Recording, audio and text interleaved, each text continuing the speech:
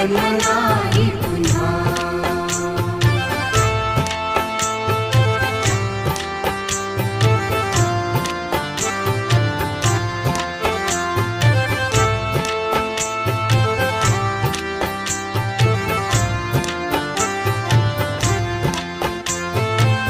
हा जन्म आहे सद्गुरु कृपेचा, हा जन्म आहे सद्गुरु कृपेचा, हा जन्म आहे सद्गुरु कृपेचा। हरि ओम स्वामी समर्थ म्हणा,